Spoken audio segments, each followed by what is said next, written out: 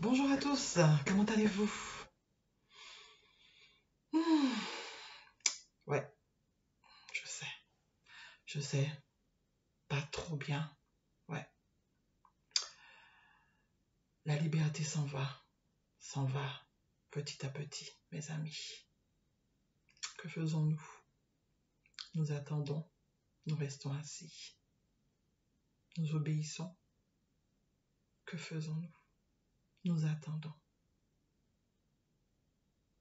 Le temps du criblage a commencé, mais nous attendons.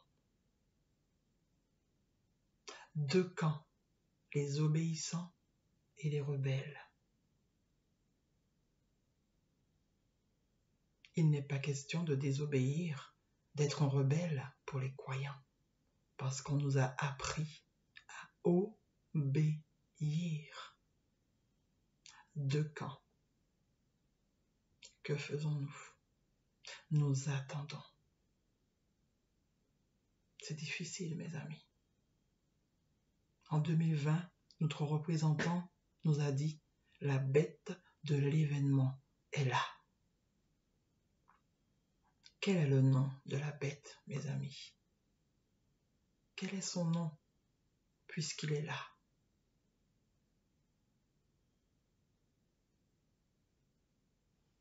C'est ce qu'on va essayer de définir, de trouver. Toujours en continuité avec ce que nous avons déjà vu. On a parlé de deux postérités, postérité de la femme, postérité du serpent. On a parlé de deux boucs, bouc vivant et bouc expiatoire. Pour ma part, la postérité du serpent ou le bouc vivant est égale à la bête.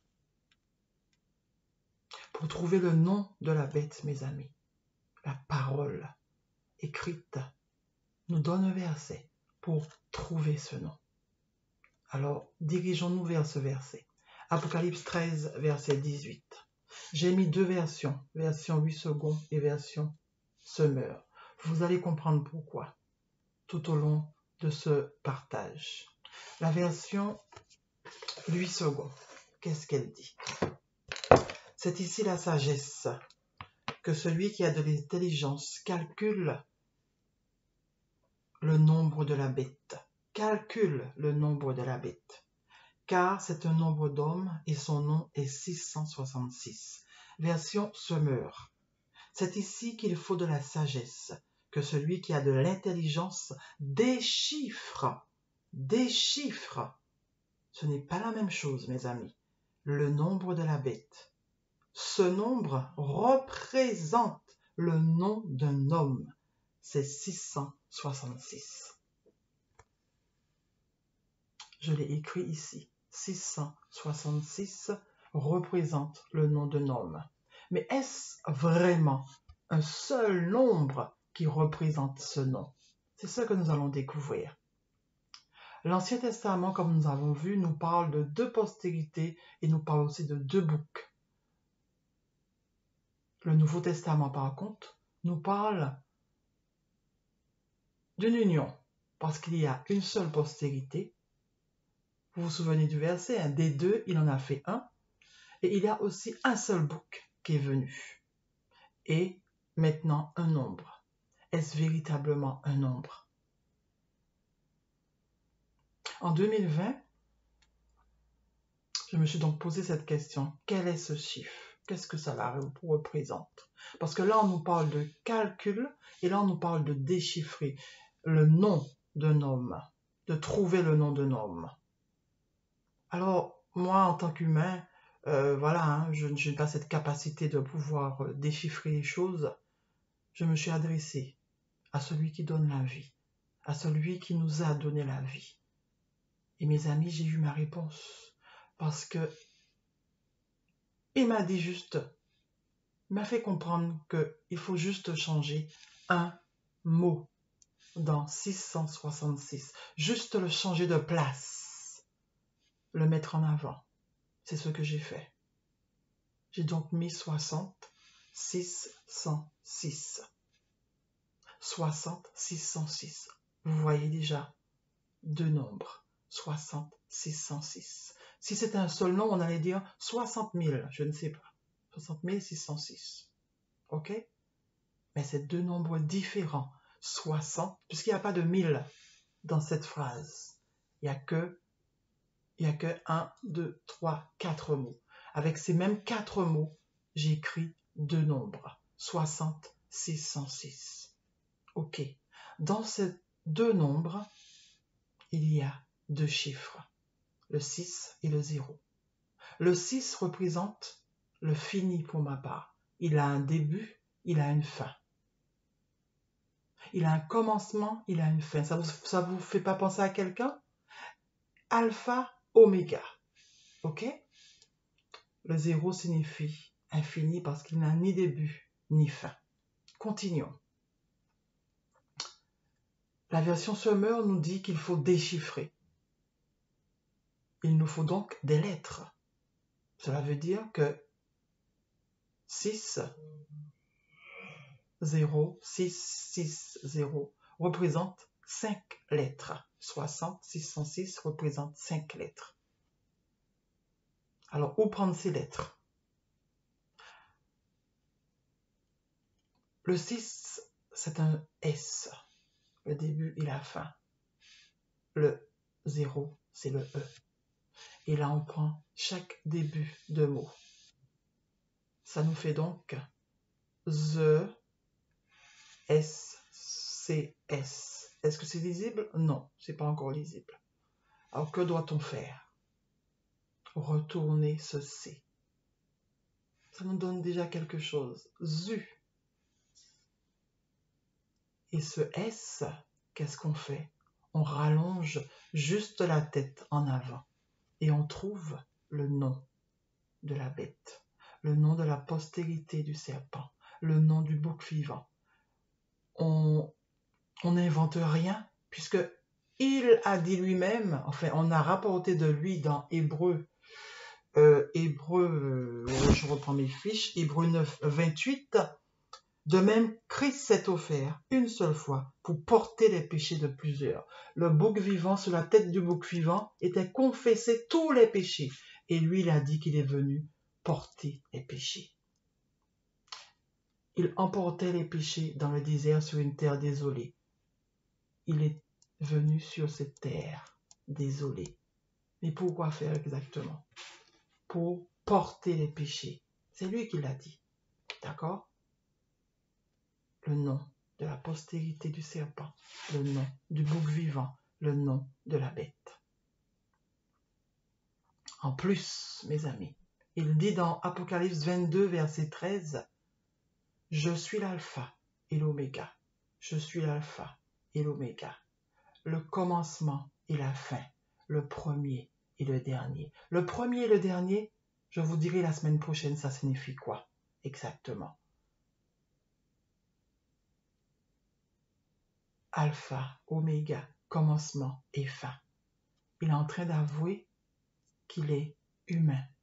Il est en train d'avouer qu'il est une créature et qu'il n'est pas l'infini. Il n'est pas le créateur. Où est l'histoire de l'infini? Où est l'histoire du bouc expiatoire? Vous voyez que pour déchiffrer, pour trouver le nom de la bête, nous avons eu besoin de deux nombres. Deux nombres, pas juste un nombre. Alors pourquoi dans la parole, nous avons un seul nombre? Que s'est-il passé? On a juste effacé ce qui gêne, ce qui ne représente pas l'humain, ce qui ne représente pas la créature. On a enlevé l'infini. Et c'est là, et nous arrivons à ce chiffre 660, à ce nombre 666. Où est l'histoire du bouc expiatoire? Où est l'histoire de l'infini? Si la parole écrite dit vrai, nous devrions avoir dans le Nouveau Testament l'histoire des deux postérités, le nom des deux postérités. Nous devrions avoir le nom des deux boucs et nous devrions avoir les deux nombres, pas juste un seul nombre. On voit tout de suite ce qui a été fait dans le Nouveau Testament. On a effacé l'histoire de l'infini. On a effacé l'histoire du bouc expiatoire. Ou on n'a pas pu l'inventer aussi.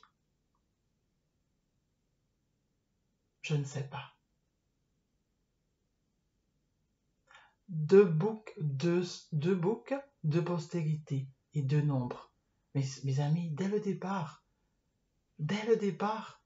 celui qui nous a donné la vie nous a dit qu'il mettrait une séparation entre les deux postérités. Entre deux postérités. La postérité du serpent allait blesser le talon de la postérité de la femme et la postérité de la femme allait écraser la tête du serpent. Ce qui a été fait le jour du grand pardon, mes amis. La tête du serpent est écrasée parce que tous les péchés ont été confessés. Lui-même l'a dit, qu'il porte les péchés. Tous les péchés ont été confessés. La tête du serpent a été écrasée. Alors, où est l'histoire de l'autre bouc? Où est l'histoire de celui qui nous a purifiés? Nos bases sont tromperies, mes amis. Parce que si lui, nous sommes en train de l'adorer, nous adorons la postérité du serpent.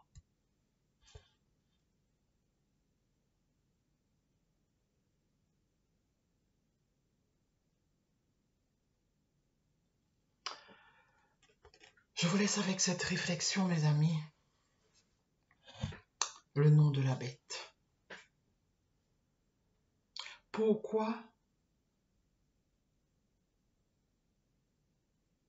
a-t-il pris toute la place?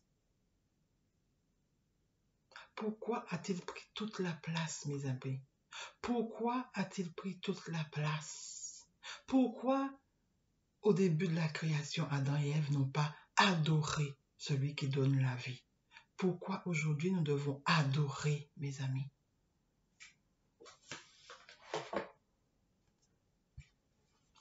Quand Ève a vu le serpent, elle était dans l'admiration, mes amis. Et c'est là que tout a commencé. L'admiration par rapport au serpent. Ensuite, l'obéissance par rapport au serpent. L'adoration par rapport au serpent. Mais celui qui donne la vie, nous demande-t-il de l'adorer? Ou nous demande-t-il juste de l'aimer?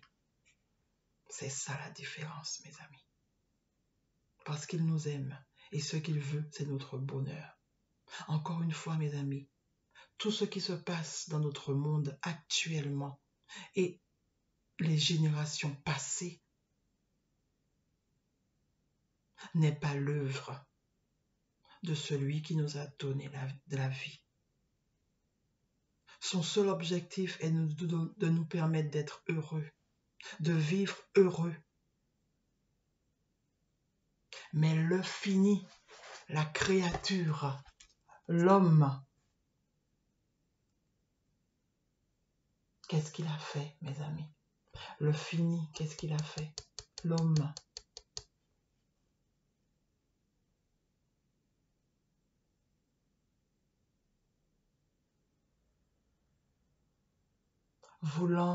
Ayant soif du pouvoir et voulant dominer les peuples, qu'est-ce qu'il a fait?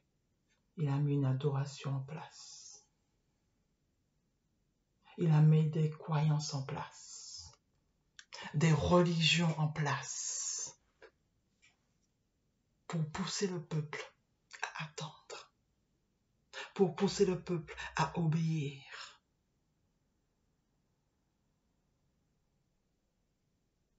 Que faisons-nous? Que faisons-nous? Allons-nous continuer à obéir?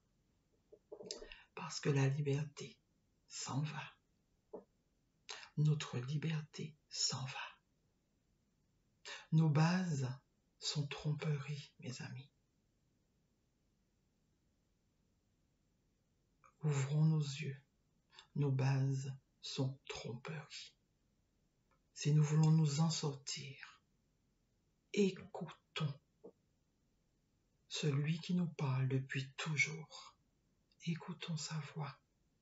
Celui qui nous a donné la vie veut notre bonheur et non notre malheur. Alors écoutons sa voix dans nos cœurs. Il est dans nos cœurs. À bientôt mes amis. Bye bye.